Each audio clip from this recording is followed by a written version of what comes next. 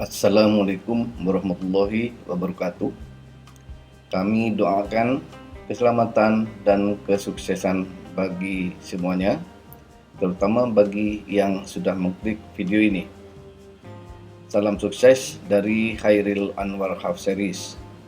Video ini berisikan pengalaman kami sebagai edukasi dalam hal manajemen dan aplikasi alat-alat berat, yaitu dalam hal menghitung kapasitas produksi alat, menghitung biaya produksi alat, serta bagaimana cara menghitung jumlah kebutuhan alat dan biayanya dalam hal suatu pekerjaan atau suatu proyek, seperti dalam pekerjaan konstruksi, pertambangan, perkebunan, atau pertanian. Penentuan alat yang tepat guna akan membuat pekerjaan tersebut tepat waktu dan biayanya pun rendah dengan hasil yang maksimal. Bila suka dengan video ini, tolong like, share, subscribe, dan bunyikan loncengnya supaya banyak lagi pengalaman yang bisa kami bagikan dan kalian dapat mengikutinya. Bila ada pertanyaan atau saran, silahkan ditulis pada kolom komentar. Pada kesempatan kali ini, kami ingin menyampaikan pembelajaran dalam hal pengetahuan dasar alat-alat berat, pompa, tongkang, dan kapal kerup yang berhubungan dengan pekerjaan konstruksi dan pertambangan, serta sedikit tentang perkebunan atau pertanian. Semua yang kami sampaikan di sini adalah berdasarkan pengetahuan dan pengalaman kami semata, yaitu selama kami bekerja dari tahun 1980 sampai 2020, baik pada saat di kantor maupun pada saat kami melaksanakannya langsung di lapangan. Dalam hal ini kami juga mencetak dalam bentuk buku yang dapat dilihat dalam buku Khairil Anwar Half Series tentang manajemen dan aplikasi alat-alat berat. Sebelum kami menyampaikan hal ini, ada baiknya kami sampaikan terlebih dahulu alasan mengapa kita mesti belajar dan mengetahuinya. Tidak lain adalah agar kita bisa memahami fungsi, jenis, dan tipe peralatan tersebut, serta cara mengelolanya, agar peralatan tersebut bisa memberikan manfaat sesuai dengan yang kita harapkan. Alasan-alasan tersebut antara lain: 1. Beberapa perusahaan seringkali menghadapi kesulitan dalam menentukan harga penawaran suatu proyek yang dapat dikerjakan sesuai dengan budget yang telah ditentukan, atau seringkali mereka hanya berhitung berdasarkan analisa umum dan sangat teoritis yang kadangkala menjadi rugi karena analisa biaya yang telah dibuat tidak sesuai dengan realisasi di lapangan. Yang kedua, kesulitan dalam menentukan jenis atau tipe serta jumlah alat-alat berat yang sesuai. Yang ketiga adalah kesulitan dalam menentukan metode pelaksanaan atau aplikasi alat-alat berat yang sesuai dengan kondisi lokasi proyek. Yang keempat, tidak sembarang alat-alat berat dapat digunakan untuk mencapai tujuan perusahaan, dan untuk itu harus dipilih yang tepat guna dan ekonomis, mampu berproduksi tinggi dengan biaya yang relatif rendah. Dalam pembelajaran di sini akan dibagi dalam 4 tahapan, yaitu: 1. Tahapan pembelajaran berdasarkan jenis-jenis dan tipe peralatan tersebut, seperti bulldozer, wheel loader, eskavator, dump truck, pompa, tongkang, kapal kerup, dan lain-lainnya. Yang kedua, tahapan pembelajaran berdasarkan jenis-jenis material yang dikerjakan, seperti tanah merah, pasir, batu bara, dan jenis batuan lainnya. Yang ketiga, tahapan pembelajaran berdasarkan jenis sektor pekerjaannya, seperti menghitung estimasi kebutuhan alat dan biaya di sektor tambang batubara, sektor pekerjaan reklamasi, dan lainnya. Yang keempat adalah tahapan pembelajaran proses pembuatan proposal suatu proyek.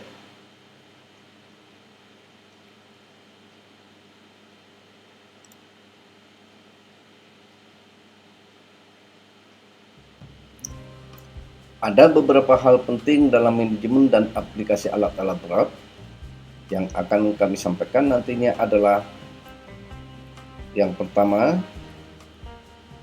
bagaimana cara melaksanakan pemilihan alat-alat berat, bagaimana cara melaksanakan pemakaian alat-alat berat, bagaimana cara melaksanakan pemeliharaannya.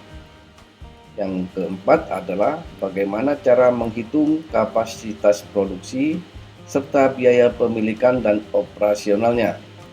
Sedangkan yang kelima adalah bagaimana cara membuat suatu proposal.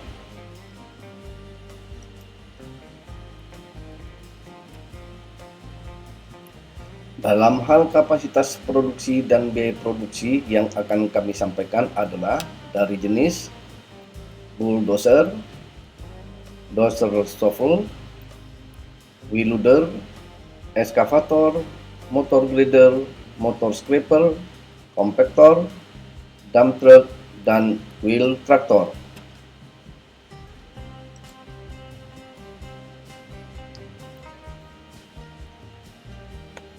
Sedangkan peralatan lainnya adalah water pump, sand pump, tongkang atau bus, kapal truk atau dredger.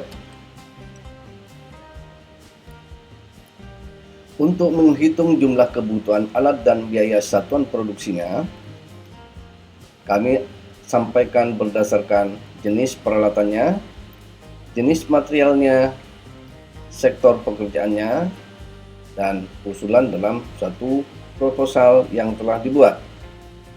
Setelah mempelajari beberapa pengetahuan dasar tentang alat-alat yang kami sampaikan, diharapkan nantinya kalian bisa menghitung biaya satuan produksi dari masing-masing peralatan, bisa menghitung jumlah kebutuhan alat dan total kebutuhan biaya suatu proyek, bisa membuat proposal suatu proyek, dan bisa melaksanakan manajemen pengendalian suatu proyek.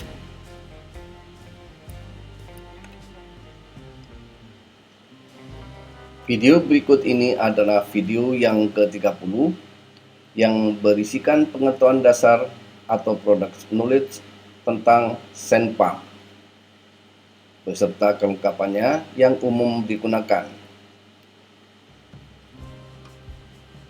yaitu dalam hal klasifikasi alat, estimasi kapasitas produksi alat, estimasi biaya pemilikan dan operasionalnya, estimasi jumlah kebutuhan alatnya, dan estimasi biaya produksi alat. Dengan kode video 14 SND01.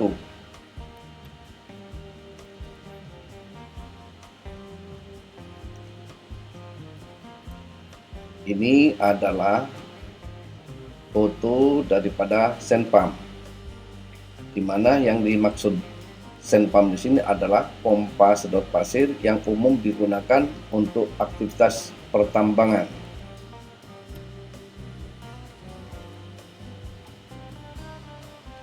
Kapasitas produksi sand pump umumnya ditentukan berdasarkan tenaga mesin atau HP dan ukuran pompa keongnya.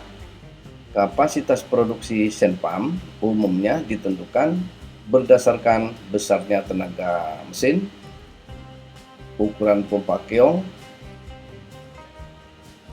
pipa suction atau pipa intake, dan pipa discharge. Sebagaimana umumnya digunakan di pertambangan pasir, penyedotan lumpur, atau pekerjaan lainnya, di mana besarnya tenaga mesin seperti spesifikasi pompa keong yang 12 in, tenaga mesinnya 450 HP up. Sedangkan untuk yang 10 inch 340 HP sampai 420 HP. Spesifikasi pompa kiong untuk 8 inch 220 HP sampai 320 HP. Sedangkan spesifikasi pompa kiong yang 6 inch 120 HP sampai 220 HP. Yang membedakan antara sand pump dengan water pump adalah sand pump umumnya membutuhkan gearbox, sedangkan water pump tanpa gearbox. Meskipun kadangkala sand pump ini juga tidak menggunakan gearbox. Kapasitas produksinya berkisar antara 100 sampai 300 meter kubik per jam. Ini bersih tanpa campuran air. Kapasitas produksi ini selalu ditentukan dalam spesifikasinya dari pabrik, sedangkan hal lain yang perlu dipertimbangkan adalah tentang biaya pemilikan dan operasional, biaya rental atau biaya satuan borong.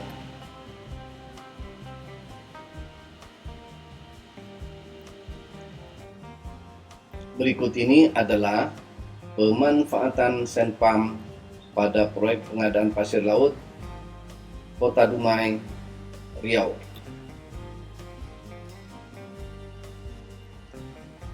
Ini adalah foto tongkang yang akan mengangkut pasir laut dari lokasi pengisian di tengah laut menuju ke pelabuhan bongkar di Dumai.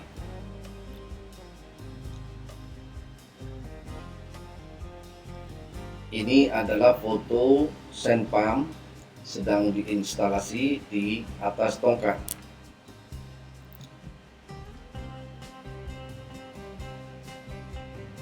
Ini adalah foto water pump, ada 2 set. Sedangkan ini adalah pipa paralon yang menyalurkan air ke beberapa monitor.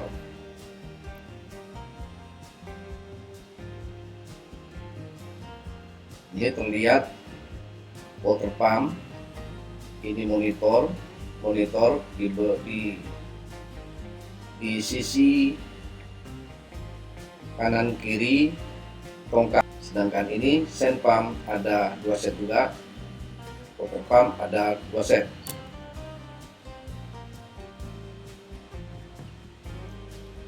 Ini adalah foto pada saat monitor ini menyemprot pasir, mengarahkan pasirnya tersebut ke mulut pipa sand pump atau pipa intake.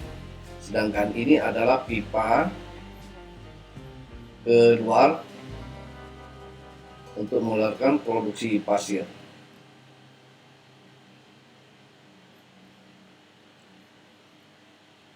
Ini adalah foto penyemprotan pasir dan mengarahkannya ke pipa intake, sedangkan ini adalah pipa output atau discharge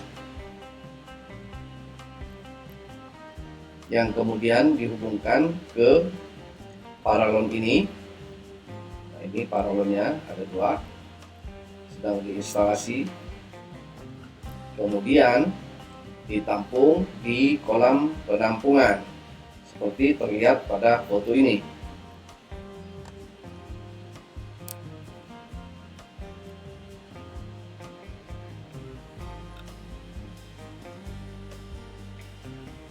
Ini adalah foto produksi pasir melalui pipa ADPE, kemudian ditampung di kolam penampungan.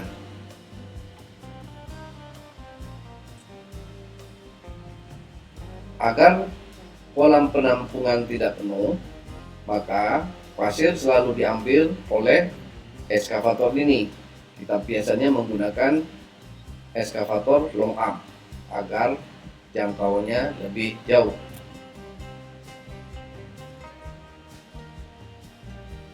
Sedangkan ini adalah salah satu sand pump yang sedang menyedot pasir yang jatuh ke pinggir laut. Nah, di sini ini pasir seringkali turun ke arah laut ini, kemudian disedot kembali oleh sand pump ini, dibuang ke lokasi yang lain.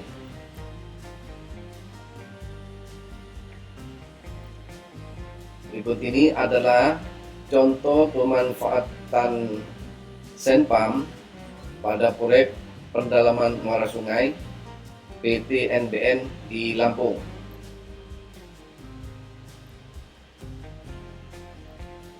Ini adalah ponton tempat sand pump beroperasi.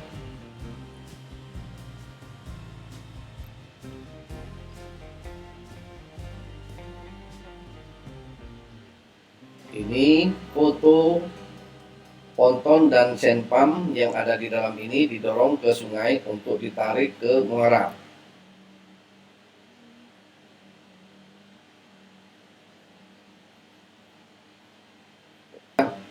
Ini adalah foto ponton dan sand pump yang sudah berada di sungai, kemudian ditarik oleh perahu ke muara sungai.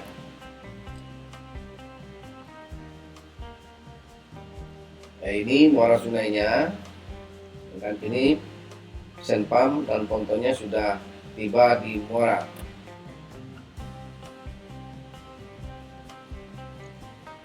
Ini terlihat foto sand pump di muara sungai. Jadi dari sini dibuang ke darat. Karena di sini cukup dangkal sehingga perahu seringkali kandas, dan rencana memang untuk dilalui tongkang dengan kapasitas 180 feet atau sekitar 1.500 ton. Ini tidak bisa melalui muara ini.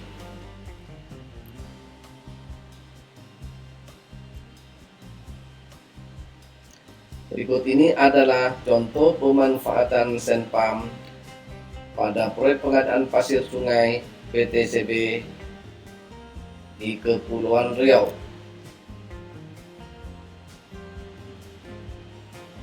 Ini adalah foto tongkang yang sedang diisi pasir dengan menggunakan sand pump.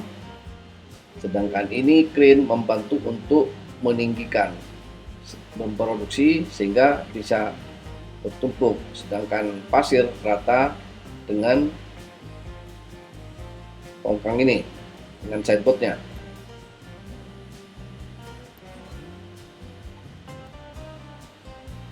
Ini adalah foto sand pump sedang mengisi tongkang, sedangkan ini adalah hasil dari crane atau clamshell. Ini adalah foto clamshell sedang berproduksi pasir cukup tinggi ini, membantu banyak sehingga kapasitas muatnya lebih besar. Demikian akhir dari video ini. Selanjutnya pada video yang akan datang, yaitu video yang ke-31, saya akan membahas dalam hal pengetahuan dasar sand pump, yaitu lanjutan contoh foto-foto pemanfaatan water pump di beberapa pekerjaan atau proyek dengan kode video 14 SND02. Untuk dapat notifikasi pada video yang berikutnya, tolong bantu like, share, subscribe, dan bunyikan loncengnya agar kalian selalu bisa mengikuti dan menonton video selanjutnya. Terima kasih. Wassalamualaikum warahmatullahi wabarakatuh.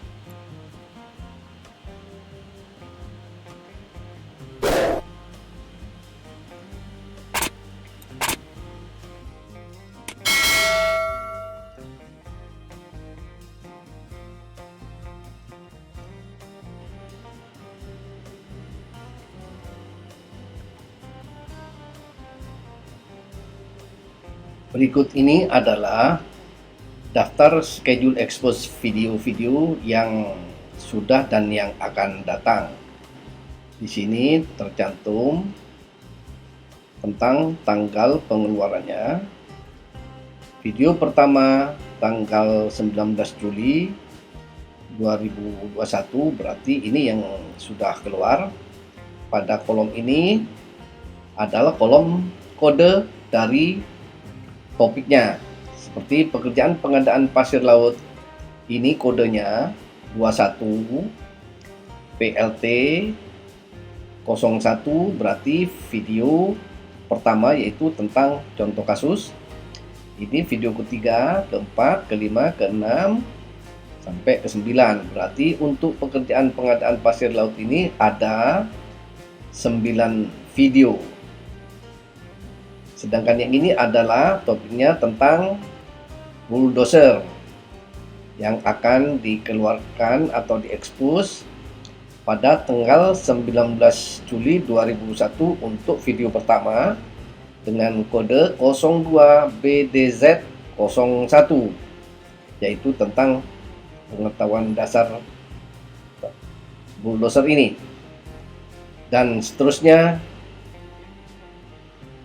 untuk atau bagi pemula sebaiknya menonton dari video-video ini mulai dari urutan 01, baru 02, 05, 03, 04, baru 05. Jadi berurutan mulai dari 01, 02, 03, 04, 05. Akan tetapi bagi yang sudah memahami tentang alat-alat berat dan sudah pernah bekerja di lapangan, lebih baik menonton berdasarkan jenis pekerjaannya. Seperti ini adalah pekerjaan pengadaan pasir laut. Pada pekerjaan pengadaan pasir laut ini, alat-alat berat atau peralatan lain yang terlibat dalam pekerjaan ini adalah kapal keruk, tongkang, water pump dan sand pump, eskavator yang long arm, eskavator standar, rigid dump truck 20 ton, rigid dump truck 5 ton, dan bulldozer. Sehingga peralatan yang di sini ini yang dibahas berikutnya, yaitu bulldozer, pas bulldozer, eskavator ini eskavator, dan seterusnya.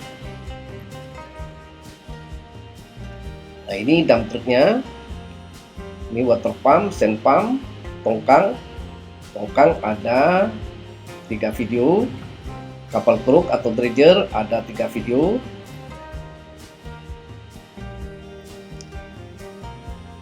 Pekerjaan pengadaan pasir Bangka akan diekspos pada tanggal 2 Desember 2021 dengan kode video 09 BNK 01. Ini adalah video pertama, ini kedua, ini ketiga, dan seterusnya. Beberapa peralatan di sini sudah diekspos sebelumnya, sehingga langsung dilanjutkan dengan pekerjaan pengadaan batu split. Ini pun peralatannya sudah diekspos juga, sehingga langsung pada pekerjaan pengadaan base cost yang akan diekspos tanggal 10 Januari 2022. Nah, ini tanda merah ini adalah sudah menginjak ke tahun 2022. Kode video pekerjaan pengadaan base cost adalah 11 BCS 01 dan seterusnya. Ini ada 10 video.